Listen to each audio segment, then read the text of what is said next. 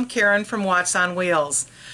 I wanted to give you guys 12 suggestions on how to sell your stuff before you sell your home or after you sell your home and help you get ready to go RVing full time. I'm going to be using my notes because I won't be able to remember all this. So the first thing was give yourself plenty of time. You need plenty of time to go through all your stuff. We had 4,800 square foot home. My parents lived in the lower level. They had passed, and we had our stuff upstairs. We basically had 2 levels of duplication of stuff. So we had lots of furniture, kitchen stuff to get rid of. And basically give yourself, it took us about 3 months, so give yourself plenty of time. It's kind of like, it's overwhelming, so you almost hate to start it, but you know you need to, and really all you need to do is start with 1 room at a time, and don't start with the biggest room. If your family and friends want your stuff and you want to give it to them, do that right off the bat. Number 2, sell large items before you have your sale. We sold large items about 2 to 3 weeks in advance of our sale. I advertised on Craigslist and on Facebook, and generally you're going to get most of your biggest price will come out of eBay, and then probably out of like Craigslist, and then Facebook or newspaper, and of course the least amount of money you'll get will be during a garage sale. So we sold a lot of our furniture in advance. Check websites if you need to see what is this worth, and especially if you have like antiques or unique items. Number 3, use staging areas.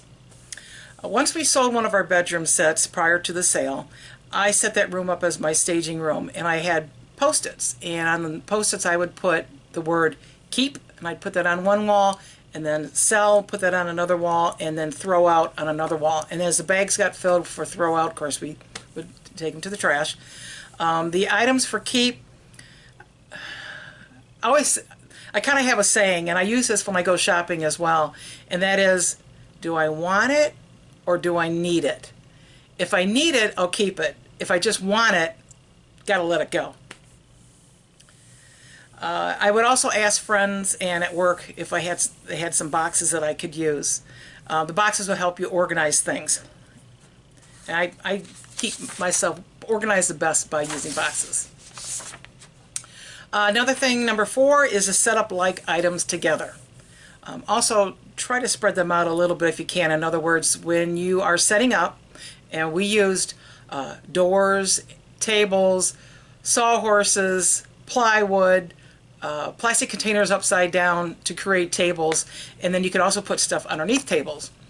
But for clothing, don't pile them too high because it's just going to turn into a mess. If you are having your sale inside your house like we did in our lower level, then you can keep your clothes in the closet.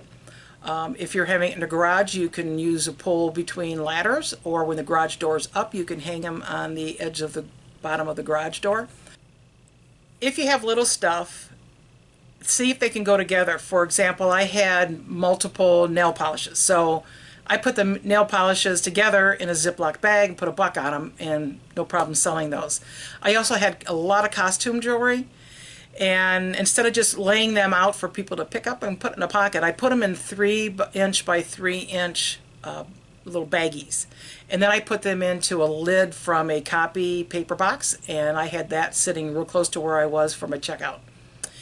I had old cosmetics that I wasn't using anymore, and I just put them in a box and I put 25 cents a piece on it, and yeah, I sold all of them. Believe it or not, people will buy anything. So when you're going through your stuff, take in consideration stuff that you're going to throw out. Somebody might buy it, so you'd be surprised. If the price is right, people will buy it. We had all the guy stuff upstairs, like the tools and the equipment, and my husband was a cabinet maker. He had tons of tools. We had that all set up in the upper level garage, and so the guy stuff was up there. We had the sale for 3 days, Saturday and Sunday, and then the following Saturday. And since we didn't know if the weather was going to be good or not, that we decided to have it inside the garages and in the lower level. Number 5, separate your emotions from ties from the items. People will buy anything if the price is right, and they really don't care that your great aunt gave that to you on her dying bed. If something really means that much to you, then keep it. But keep the most important, memorable items and consider selling the other ones or giving it to family or friends. Also, I took many pictures out of frames and kept the pictures, but I bet I had 50 frames that I sold. I just put them in plastic containers, 50 cents a piece. I didn't care how good or how small they were. They were all just 50 cents. And I figure if I need a frame again, I'm just going to go buy one with whatever motif I have at the time. I think I sold all my frames too. Number 6, this is what I call my husband's Dave's pricing rule of thumb. And we have had multiple garage sales over the years, and this is very true, and it works, and that is pick a price and then cut it in half. At previous garage sales, I'd see people picking up things and looking at it like, a real nice decorative item thing, and I think, they put it back down, and I'm thinking, gosh, I priced that for less than half of what I paid for it, and it was on sale when I bought it. Well, guess what? Most of the stuff people are buying in garage sales isn't something that they need, unless it's furniture or something like that. But most of the stuff that you have, it's not because they need it, it's because it looks kind of neat and I don't have it. I want it and it's priced good. So if you truly want to get rid of it, price it really low. Number 7, advertise. We advertise our sales as a monster moving sale. Figured that would get attention. And I also placed a picture of our house in the ad. And I did this because I wanted people to see it was a nice home, it was in a nice neighborhood, and it was a big house. I advertised in Craigslist, Facebook, on Facebook local marketplaces, in our subdivision Facebook, and also on a website called nextdoor.com. And a really good website is GSLAR.com. I think it stands for Garage Sailor, GSLAR.com. And that is the largest garage and yard sale network on the web. They're all free, so why not? And you put all kinds of pictures in there. When I advertise individual furniture pieces in advance, I always put lots of pictures and measurements in my ads. I took time and made sure that I wasn't going to get 1,000 questions being called in.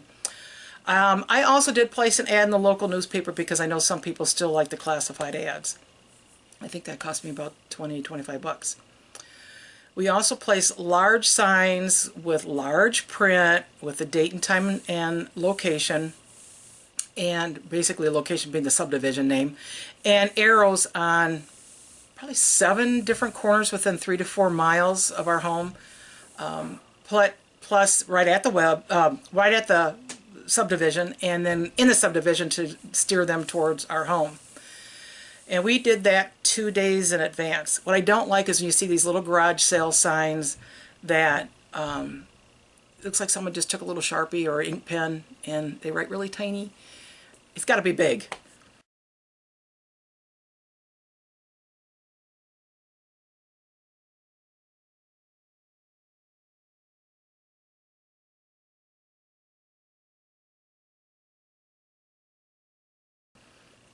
Number 8, price everything.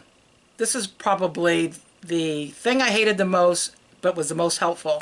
Unless you want to try to remember what the pricing is on everything, and you want to be answering that same old question every day, how much is this? How much is this? Price everything. It takes a lot of time, but it's really, really well worth it. And people will be inclined to buy things that they have stickers on it. They don't really want to have to ask. They would rather say, will you take less, than to ask you how much is it. I did use signs for clothing like, t-shirts 50 cents, jeans $2. I did have a sign on the door as they would leave that said all sales are final, because I didn't want somebody coming back saying, well, this didn't work like I thought it was going to, and expect them to get their money back. No.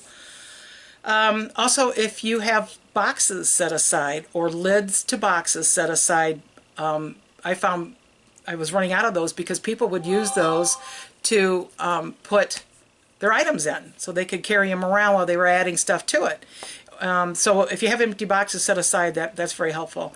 I also left some space near where I was that people could bring items and set them down beside me, and so I could watch it for them. And that way it allowed them to go get more items and pile them on their pile. I did use plastic bags to put items in once they were sold, if they would fit. That way I kind of knew that they were already sold. And of course I always told people, the more you buy, the better deal I'll give you. And I would just add it up and then knock off a couple bucks. Number 9, if possible, take credit cards. Cash is king, but if you have a PayPal account and you can take credit cards, I'd set it up to do that. I had people buy way more than they thought that they would, and they would come back and buy more stuff because they knew I took credit cards. And oh, I advertised that I took credit cards. The credit cards were accepted, and I had signs that said credit cards accepted.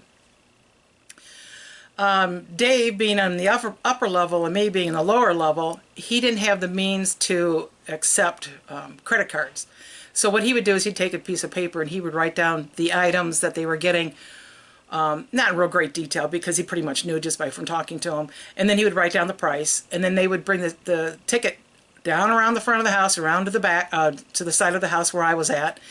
And then I would ring them up with a credit card, and then I would put paid on it and sign it, and they would take it back up to Dave, and then Dave knew that they had been paid. The thing that worked out well on this was they would come down the lower level, and then they'd shop more down there. So that actually worked out really well, and nobody seemed to mind walking around the house. Also on our third and final day, we told Ann went back in and updated all of our advertising and websites and Facebook and Craigslist and stuff, that everything was 50% off. Yeah, let's just get rid of it. I would rather sell something super cheap to somebody who appreciates it than have it sit in a thrift store someplace collecting dust. Number 10, these are just other things that you might want to consider. Only have one way in and the same way out. This way you don't have somebody coming in one way and leaving in another and stuff going with them that they didn't pay for. My checkout table was by the entrance. Entrance/exit, and I could also kind of see the room with everything in it, although I did have multiple rooms. I had 3 girlfriends helping me, especially the first day, because you will have people lined up out the door to get in, especially with the monster moving sale. And they basically helped me mainly with the furniture, because I had the stuff, all my stuff on the lower level. The furniture was on the main level, and then my husband was on the main level, but out in the garage. So they would take people upstairs to see the furniture. One of the things that I'd also suggest, that if you do have furniture in another area of the home that you're trying to sell, take pictures of it and have the pictures in the main area that you're selling. That probably knocked out 2/3 of the people. They'd say, oh, can I see the dining room set you were advertising? And I'd show them the picture. Oh, that's too rustic. I'm not looking for that. Or can I see the Lazy Boy chairs that you got for sale? I'd show them the picture, and they'd say, oh, that's exactly what I'm looking for. And boom, up the stairs we go. Sold the furniture real quick that way.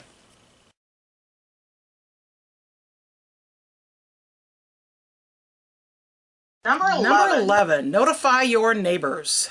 Do this in advance of your sales so they don't get upset with the traffic and parking situation on the days of your sale. And maybe they'll want to have a sale as well, because the more people who are selling, generally the more draw you'll get. So let them join in with you. Number 12, use an estate sale company. An estate sale company might be right for you, but it wasn't for us. You kind of just have to ask yourself, do I really want to go through all this work? But when I did my research and talked to a number of companies, I found out on average they wanted up to 40% of the items that they sold. So whatever they could sell, they wanted 40% of it. Now what's nice is, the thing that was kind of weird, I had to bring everything out, and then they would set it up for me and price it and then sell it. Well, if I'm already bringing it out, I may as well just go ahead and set it up. Pricing it was a pain. Selling it, actually I kind of find that to be fun. It would have been nice to have somebody price it and sell it for me, but I didn't want to give 40% of my profit away. And then generally you have to pay them to clean up afterwards as well.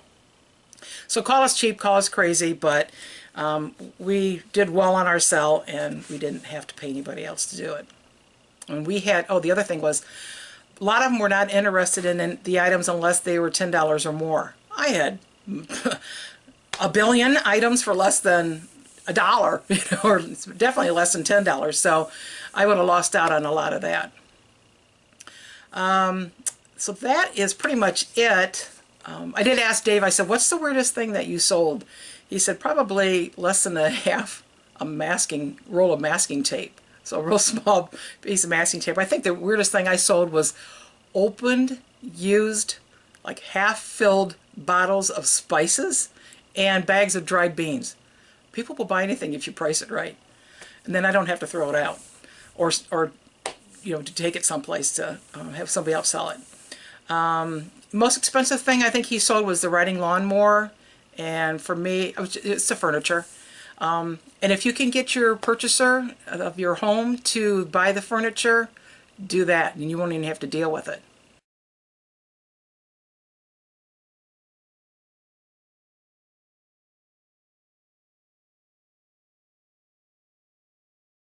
So those are my suggestions if you're trying to sell your stuff before you go full-time RVing, and I hope it's been helpful. And thanks for watching. Bye.